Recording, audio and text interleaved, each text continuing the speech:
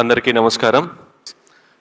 Let me introduce my self. My name is Krishna Teja. నా పేరు కృష్ణ తేజ అండి. 2015 బ్యాచ్ ఐఏఎస్ ఆఫీసర్ని. నాకు ఇచ్చిన టాపిక్ వచ్చేసి ఎడ్యుకేషన్ గురించి మాట్లాడమన్నారు. I just thought I will share one of my life time experience about education. అందరిలానే నేను 10th టాపర్ని అయ్యాను, ఇంజనీరింగ్ టాపర్ని అయ్యాను. 10th ఇంటర్మీడియట్ ఇంజనీరింగ్ టాపర్ని అయిన తర్వాత ఆంధ్రాలో ప్రతి స్టూడెంట్లానే నాకు కూడా ఒక మల్టీనేషనల్ కంపెనీలో లక్షల్లో శాలరీతో ఒక మంచి జాబ్ వచ్చింది. నేను చాలా హ్యాపీగా జాబ్ చేస్తున్న టైంలో ఆ దేవుడు నాకు ఒక రూమ్మేట్ని ఇచ్చాడు. నిజం చెప్పాలంటే మా రూమ్మేట్కి అనమాట ఐఏఎస్ అవ్వాలన్న ఒక కోరిక. ఒకరోజు మా రూమ్మేట్ నాతో చెప్పాడు, తేజ నాకు ఐఏఎస్ అవ్వాలని ఉంది అని చెప్పాడు. నేను వెంబటనే ఏంటి ఐఏఎస్ అని అడిగాను. వెంబటనే వాడు నాతో అన్నాడు, జిల్లా కలెక్టర్ అవ్వాలని ఉంది అన్నాడు. నేను అప్పుడు వాడిని అడిగా, ఏంటి దాని ప్రత్యేకత, ఇక్కడ నీకు మంచి శాలరీ వస్తుంది కదా అంటే, అప్పుడు ఫస్ట్ టైం వాడు చెప్పాడు, ఒక ఐఏఎస్ అవుతే, ఒక జిల్లా కలెక్టర్ అవుతే జనాలకి ఏ విధంగా సేవ చేయొచ్చు అని చెప్పేసి. వాడు నిజం చెప్పాలంటే నన్ను మోటివేట్ చేసి వాడితో పాటు నన్ను కూడా తీసుకువెళ్ళి ఒక కోచింగ్ ఇన్స్టిట్యూట్లో ఐఏఎస్ చదవటం కోసం జాయిన్ చేశాడు. నేను వాడు ప్రతిరోజు ఈ ఐఏఎస్ కోసం కోచింగ్ ఇన్స్టిట్యూట్కి వెళ్ళి చదువుకొని రావటం జరిగింది. నేను ఎప్పుడైతే రోజు ఐఏఎస్ కోచింగ్కి వెళ్ళి వస్తున్నానో నాకు చిన్నగా అర్థమైంది, ఐఏఎస్ ఒక ఉద్యోగం కాదు, ఒక సేవ అని. నేను కూడా చాలా నీట్గా, చాలా కాన్సన్ట్రేటెడ్గా ఐఏఎస్ ఎగ్జామ్కి చదవటం మొదలుపెట్టాను. అలా ఫస్ట్ టైం నేను ఐఏఎస్ ఎగ్జామ్ రాశాను. నేను ఫెయిల్ అయ్యాను. నేను ఫెయిల్ అయినప్పుడు నేను అనుకున్నాను, నాకు జాబ్ చేసే టైంలో బాగా చదువుకోవటానికి టైం దొరకపోవటం వల్ల నేను ఫెయిల్ అయ్యాను అనుకొని నేను జాబ్ రిజైన్ చేసి నెక్స్ట్ 1 year మొత్తం 24 గంటలు ఐఏఎస్ కోసమే ప్రిపేర్ అయ్యి సెకండ్ టైం నేను ఐఏఎస్ ఎగ్జామ్ రాశాను. సెకండ్ టైం నేను ఫెయిల్ అయ్యా. సెకండ్ టైం ఫెయిల్ అయినప్పుడు నేను అనుకున్నాను, నేను 10th టాపర్ని, ఇంటర్మీడియట్ టాపర్ని, ఇంజనీరింగ్ టాపర్ని, నేను ఎలా ఫెయిల్ అవుతాను, ఇది ఒక బ్యాడ్ లక్ అయ్యి ఉంటుందని చెప్పి ఇంకొక సంవత్సరం 24 గంటల ఐఏఎస్ కోసం చదివి ఇంకొక సంవత్సరం చదివిన తర్వాత 3వసారి ఐఏఎస్ ఎగ్జామ్ రాశా. 3వసారి కూడా నేను ఫెయిల్ అయ్యా. మీరందరూ అబ్జర్వ్ చేస్తే ఆ దేవుడు నాకు జీవితంలో 3 పెద్ద సక్సెస్లు ఇచ్చాడు. 10వ తరగతి పెద్ద సక్సెస్ అయింది, ఇంటర్మీడియట్ పెద్ద సక్సెస్, ఇంజనీరింగ్ పెద్ద సక్సెస్. వెంబటనే అదే దేవుడు నాకు జీవితంలో 3 ఫెయిల్యూర్స్ కూడా ఇచ్చాడు. ఐఏఎస్ 1వసారి ఫెయిల్ అయ్యాను, 2వసారి ఫెయిల్ అయ్యాను, 3వసారి ఫెయిల్ అయ్యాను. ఎంత తెలియగలవాడికైనా 3 సార్లు ఫెయిల్యూర్ వచ్చిన తర్వాత వాడిలోని కాన్ఫిడెన్స్ లెవెల్స్ అంతా కిందకి వెళ్ళిపోతాయి, వాడి మోటివేషన్ లెవెల్స్ అంతా కిందకి వెళ్ళిపోతాయి. నాకు అసలు అర్థం కాలేదు, నేనేంటి, నాకేంటి 3 సార్లు ఫెయిల్యూర్ రావటం ఏంటి అని చెప్పేసి. దాదాపు 1 నెల నాలో నేను చెక్ చేసుకున్నాను, ఎందుకు నాకు ఈ ఫెయిల్యూర్ వస్తుంది అని చెప్పేసి. ఆ నెల రోజుల్లో నాలో నాకు ఒక తప్పు కూడా కనిపించలేదు. తర్వాత ఇంకొక నెల రోజులు నా ఫ్రెండ్స్ ఇంటికి వెళ్ళి ఫ్రెండ్స్ని అడిగాను అనమాట, అరే మీకు తెలుసు కదా నేను ఐఏఎస్ ప్రిపేర్ అవుతున్నాను, మీకు తెలుసా నేను ఎందుకు ఈ ఎగ్జామ్లో ఫెయిల్ అవుతున్నాను అని అడిగా. ఫ్రెండ్స్ అందరు నాతో ఉంటారు, తేజ నువ్వు తెలియగలవాడివి, నీకు బాగా గుర్తుంటాయి, నీకు కాన్సెప్చువల్ క్లారిటీ చాలా ఎక్కువ, మాకు అర్థం కావట్లేదురా నీకు ఎందుకు ఫెయిల్యూర్ వస్తుందో అని చెప్పారు. దాదాపు 1 నెల నాకు నేను పరిశీలించుకుంటే నాకు ఒక తప్పు కనిపించలేదు. ఇంకొక నెల నా స్నేహితులను అడిగినా నాకు ఒక తప్పు కనిపించలేదు. ఇంక నేను ఒక డెసిషన్కి వచ్చాను, ఐఏఎస్ నాకు రావటం కొంచెం కష్టమే అని చెప్పేసి. ఆ డెసిషన్కి వచ్చిన తర్వాత నేను ఒక ఐటీ కంపెనీకి జాబ్ కోసం అప్లై చేశాను. నాకున్న యూనివర్సిటీ క్రెడెన్షియల్స్కి నాకు వెంబటనే ఐటీ కంపెనీలో మంచి జాబ్ కూడా వచ్చింది. నాకు ఈ జాబ్ వచ్చిన విషయం నేను నా ఫ్రెండ్స్ అందరికీ ఫోన్ చేసి చెప్పానమాట, అరే ఇంకా నేను ఐఏఎస్ ఎగ్జామ్ రాయట్లేదు, ఐటీ జాబ్కి తిరిగి వెళ్ళిపోతున్నాను అని చెప్పేసి. నేను ఎప్పుడైతే ఈ విషయం నా ఫ్రెండ్స్కి చెప్పానో నా ఫ్రెండ్స్ నుంచి ఈ విషయం నా శత్రువులకు కూడా వెళ్ళింది, నా ఎనిమీస్కి కూడా తెలిసింది. నెక్స్ట్ డే మార్నింగ్ ఒక 6:30-7కి 3 నన్ను చూడటానికి నా రూమ్కి వచ్చారు. వాళ్ళు బెల్ కొట్టారు, నేను డోర్ ఓపెన్ చేశాను. నిజం చెప్పాలంటే వచ్చింది 3 శత్రువులు. వచ్చింది నన్ను పలకరించడానికి కాదు, నన్ను ఎక్కిరించడానికి అనమాట.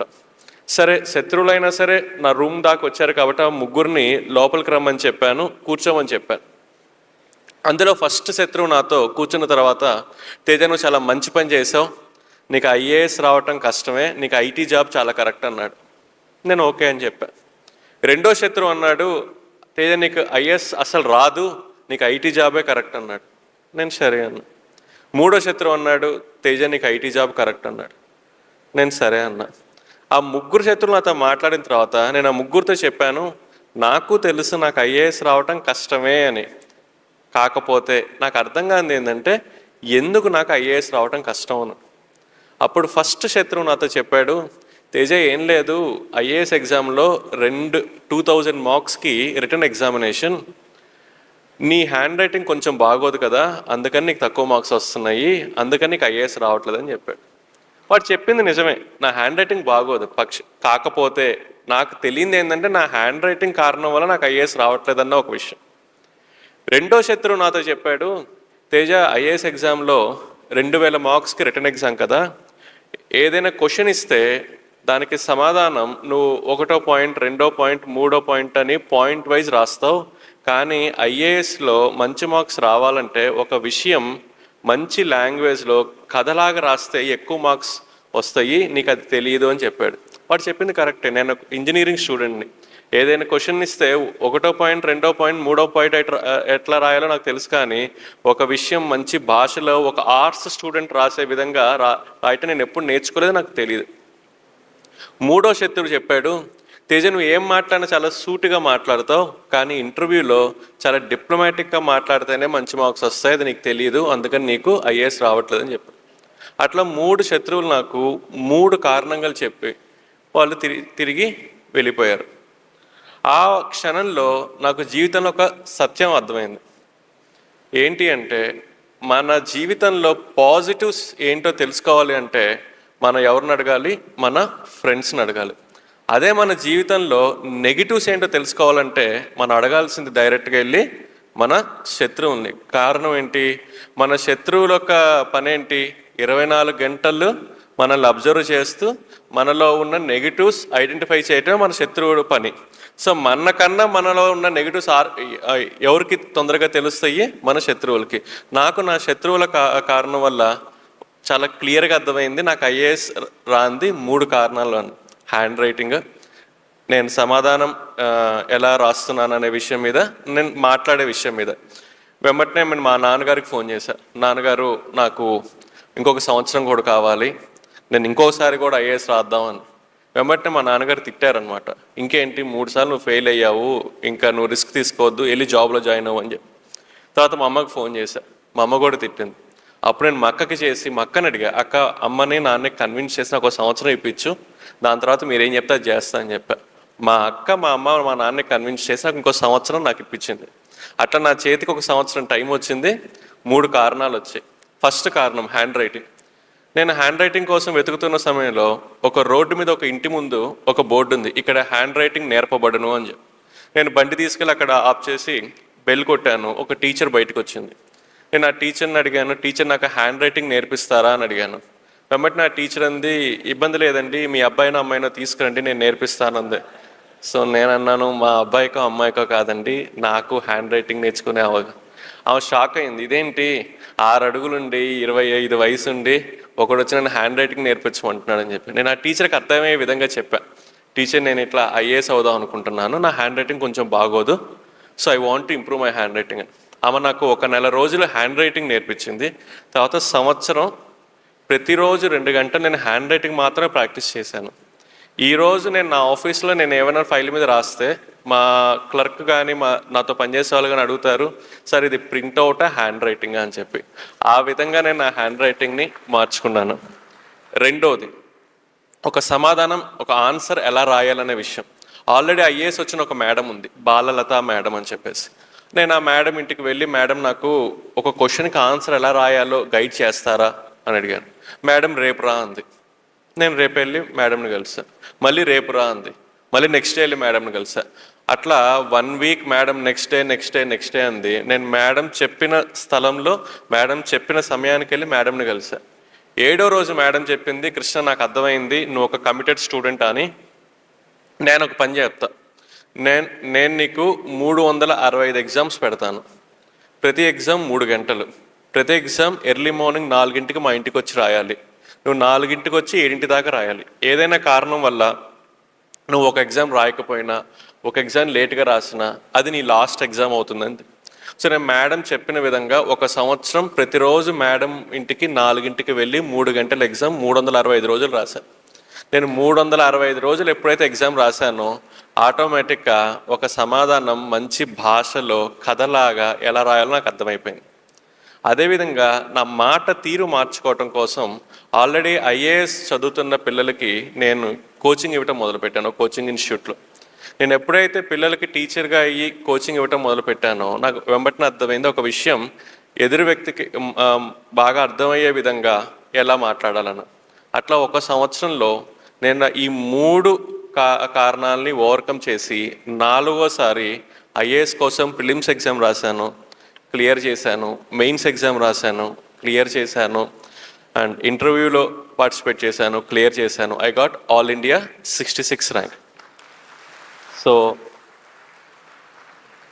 దాని తర్వాత I got Kerala cadre. So first 9 years I have to work in Kerala. అలా నేను అలపిలో 2 years సబ్ కలెక్టర్గా పనిచేశాను. తర్వాత 4 years కేరళ టూరిజం డైరెక్టర్గా. Youngest director, I was the youngest director general of Kerala tourism and the longest surviving director general of Kerala tourism for 4 years. దాని తర్వాత I worked in Alleppey and then I worked in Thrissur. Currently I'm working in Thrissur as district collector. So మీ అందరికీ తెలుసు IAS జీవితంలోనే చాలా important అయిన post జిల్లా collector అన్న పోస్ట్. నేను 2015లో ఐఏఎస్ అయినప్పటి నుంచి నేను బాగా ఎదురు చూస్తున్న ఒక నిమిషం, నేను ఎప్పుడు జిల్లా కలెక్టర్ అవుతాను అని చెప్పేసి. అట్లా 2015 నుంచి నేను ఎదురు చూస్తుంటే 2022 ఆగస్టు 2వ తారీఖు నాకు ఈవినింగ్ 7:30కి ఒక ఫోన్ వచ్చింది, రేపు పొద్దున వెళ్ళి అలపిలో జిల్లా కలెక్టర్గా ఛార్జ్ తీసుకో అని చెప్పేసి. అట్లా ఆగస్టు 3వ తారీఖు 2022 నేను ఆలప్పుడలో జిల్లా కలెక్టర్గా ఛార్జ్ తీసుకున్నాను. జిల్లా కలెక్టర్గా ఛార్జ్ తీసుకున్న తర్వాత నేను బాగా ఈగర్గా వెయిట్ చేస్తున్న ఒక క్షణం, నేను జిల్లా కలెక్టర్ అన్న పోస్ట్లో సైన్ చేయబోతున్న ఫస్ట్ ఫైల్ ఏదై ఉండొచ్చు అని చెప్పేసి.